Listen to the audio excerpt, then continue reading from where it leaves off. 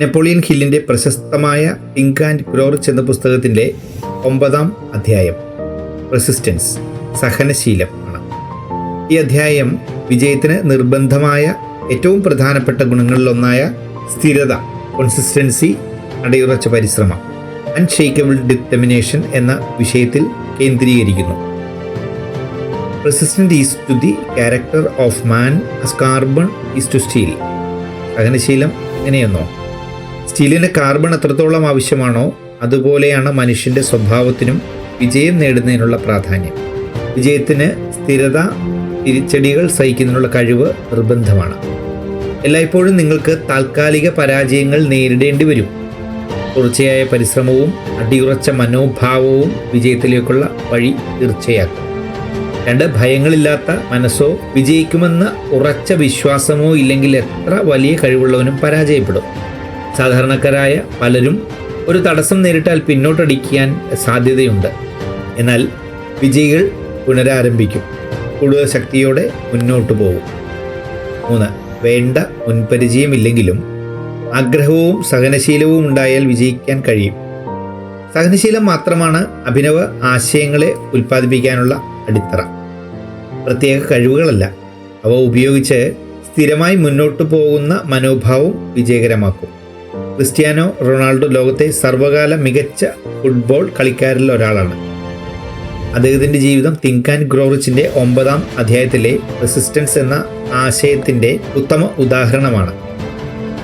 റൊണാൾഡോയുടെ ജീവിതത്തിൻ്റെ തുടക്കത്തിൽ അനിശ്ചിതത്വവും പ്രതിസന്ധികളും ഉണ്ടായി. റൊണാൾഡോ പോർച്ചുഗലിലെ ചെറു ഗ്രാമത്തിൽ വളർന്ന ഒരാളാണ്.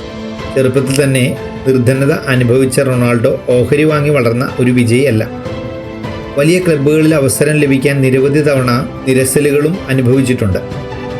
A quitter never wins and a winner never quits. കൈവിടുന്ന ഒരാൾ ഒരിക്കലും വിജയിക്കില്ല, വിജയികൾ ഒരിക്കലും കൈവിടില്ല. റൊണാൾഡോയുടെ കഠിനാധ്വാനവും നിർദ്ദിഷ്ടമായ പരിശ്രമവുമാണ് അദ്ദേഹത്തെ ലോകത്തിലെ മികച്ച കളിക്കാരനാക്കിയത്. റൊണാൾഡോ മറ്റ് കളിക്കാരേക്കാൾ കൂടുതൽ പരിശീലനം നടത്തും. ദിവസം 6-7 മണിക്കൂർ വരെ ക്രമമായ ശാരീരിക പരിശീലനം. സ്വന്തം കഴിവുകളിൽ ആത്മവിശ്വാസം ഉണ്ടാക്കി കരിയറിലെ ഓരോ ഘട്ടത്തിലും തൻ്റെ ഏറ്റവും മികച്ച പ്രകടനം കാഴ്ചവെക്കാൻ പരിശ്രമിച്ചുകൊണ്ടേയിരുന്നു. 3, പരാജയം സഹിക്കാൻ തയ്യാറായ റൊണാൾഡോ. അതാണ് വിജയിയുടെ മനോഭാവം. 2008 ബാൽഡി ഓർ ലഭിച്ചതിന് ശേഷം പലരും കരുതി അദ്ദേഹത്തിൻ്റെ കരിയർ അവസാനിച്ചുവെന്ന്.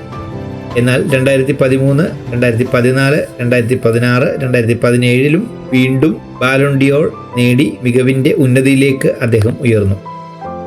പരാജയപ്പെടുമ്പോഴും റൊണാൾഡോ തൻ്റെ അധ്വാനവും റെസിസ്റ്റൻസും കൊണ്ട് തിരിച്ചുവരവുകൾ കാഴ്ചവെച്ചു. Temporary defeat is not permanent failure. താൽക്കാലിക തോൽവി സ്ഥിരമായ പരാജയമല്ല.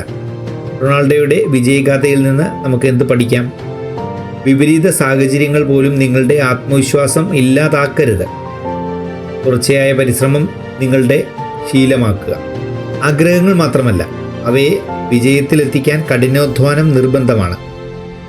ഒരു പരാജയവും നിങ്ങളെ നിശബ്ദമാക്കരുത്. വീണ്ടും ഉയരുക. Resistance guaranteed success. സഹനശീലം വിജയത്തിന് ഉറപ്പ് നൽകുന്നു. Talent is nothing without hard work and persistence. കഴിവ് മാത്രം മതിയാകില്ല, കഠിനാധ്വാനവും സ്ഥിരതയും കൂടിയാൽ മാത്രമേ വിജയിക്കാനാവൂ. തിങ്ക് ആൻഡ് ഗ്രോ റിച്ചിൻ്റെ 9-ാം അധ്യായം പറഞ്ഞതുപോലെ ക്രിസ്ത്യാനോ റൊണാൾഡോയുടെ ജീവിതം പെർസിസ്റ്റൻസ് എന്ന ഗുണത്തിൻ്റെ പരമാവധി തെളിവാണ്. റൊണാൾഡോ ചെറുപ്പത്തിൽ പിന്നോക്കം കാണിച്ചിരുന്ന കുട്ടിയായിരുന്നു. അദ്ദേഹത്തിൻ്റെ കരിയറിൻ്റെ തുടക്കത്തിൽ എല്ലാവരും അദ്ദേഹത്തെ സാധാരണ ഒരു കളിക്കാരനായി മാത്രമാണ് കണക്കാക്കിയിരുന്നത്. പക്ഷേ റൊണാൾഡോ ദൃഢനിശ്ചയവും ആത്മവിശ്വാസവും കൊണ്ട് ലോകം അറിയുന്ന അത്യുന്നതനായ ഒരു കളിക്കാരനായി മാറി. നിങ്ങളുടെ ജീവിതത്തിലും ഈ 9-ാം അധ്യായം പ്രയോഗിച്ചാൽ നിങ്ങൾക്ക് വളരാനും വിജയിക്കുവാനും കഴിയും. പ്രതിബദ്ധതയോടെ തുടർന്ന് പ്രവർത്തിക്കുക. താൽക്കാലിക തോൽവികളെ ശ്രദ്ധിക്കാതിരിക്കുക. വിജയമൊടുവിൽ നിങ്ങളെ തേടിയെത്തും. തിങ്ക് ആൻഡ് ഗ്രോ റിച്ച് എന്ന പുസ്തകത്തിൻ്റെ 9-ാം അധ്യായം നിങ്ങളുടെ ജീവിതത്തിൽ പ്രാവർത്തികമാക്കി വിജയം കൈവരിക്കട്ടെ എന്ന് ആശംസിച്ചുകൊണ്ട് നിർത്തുന്നു. നന്ദി.